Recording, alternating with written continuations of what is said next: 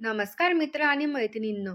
आज आपण आजच्या या व्हिडिओमध्ये श्री दत्त महाराजांचा जन्म कसा झाला याची कथा पाहणार आहोत.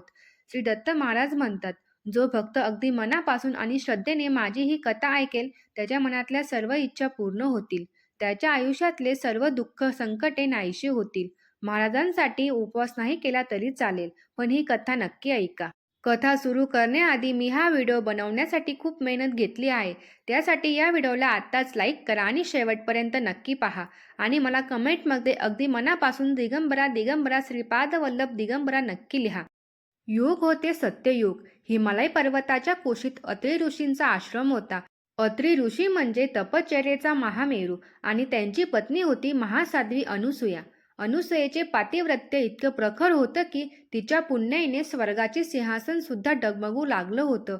इंद्राला भीती वाटली, पण खरी भीती वाटली त्या तीन देवींना, माता लक्ष्मी, माता पार्वती आणि माता सरस्वती. नारद मुनींनी या तीनही लोकात जाऊन एकच बातमी पसरवली होती की सध्या त्रिभुवनात अनुसयासारखी पतिव्रता दुसरी कोणी नाही. या ईर्षेपोटी तिन्ही देवींनी आपापल्या पतीकडे हट्ट धरला. ब्रह्मा, विष्णू आणि महेश यांना पृथ्वीवर जावं लागलं.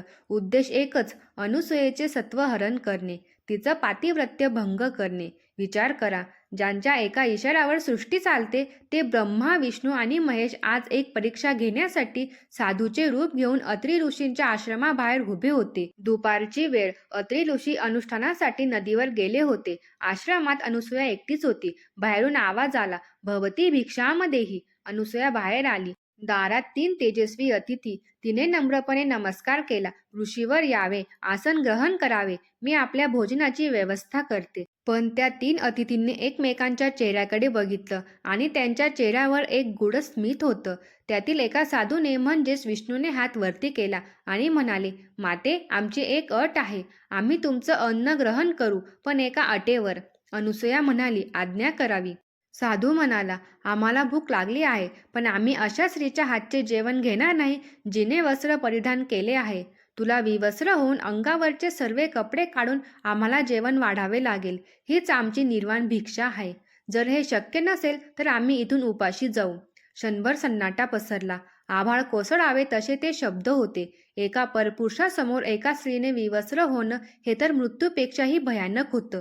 जर तिने नाही म्हटलं तर ते अतिथी उपाशी जातील, गृहस्थश्रमाचा धर्म बुडेल, आणि जर हो म्हटलं तर पातिव्रत्य धर्म बुडेल, धर्मसंकट. अनुसयाचे डोळे मिटले. तिने आपल्या मनात अत्रि ऋषींचे स्मरण केलं आणि त्या क्षणी तिला अंतर्ज्ञानाने समजलं की हे सामान्य साधू नाहीत, हे तर तिचे लाडके भगवान आहेत, जे तिची परीक्षा घेत आहेत. तिचा चेहरा उजळला. भीतीची जागा आत्मविश्वासाने घेतली. ती हसली. एका आईच्या ममतेने तिने त्या तिघांकडे बघितले. तिने स्वयंपाकघरात जाऊन पतीच्या कमंडलूतून तीर्थ हाताच्या उंजळीत घेतले. तिचे डोळे पाणावले होते, पण ते दुःखाने नाही तर एका असीम भक्तीने. तिने मनात विचार केला, माझे मन जर निर्मळ असेल, माझ्या पतीवरील प्रेम जर सत्य असेल आणि हे अतिथी जर साक्षात त्रिमूर्ती असतील, तर या क्षणी हे माझे दूध पिणारे बाळ का होऊ नयेत? माझ्या मनात त्यांच्याविषयी कोणताही विकार नाही. मग लज्जा कसली? बाळासमोर आई कधी लज्जित होते का? तिने ते मंत्राग्नीने भरलेले पाणी त्या तिन्ही साधूंच्या अंगावर शिंपडले आणि म्हणाली, माझ्या पतीच्या तपश्चर्येने तुमची इच्छा पूर्ण हो. आणि मग काय आश्चर्य! त्या पाण्याच्या स्पर्शाने जगाला चालवणारे, चक्र सुदर्शन धरणारे विष्णू, त्रिशूलधारी शिव आणि ब्रह्मदेव त्या क्षणी ट्याट्या करत रडणारी तीन छोटीशी गोजीरवाणी बालकं बनली. त्यांच्या भयाने काळसुद्धा थरथर कापतो.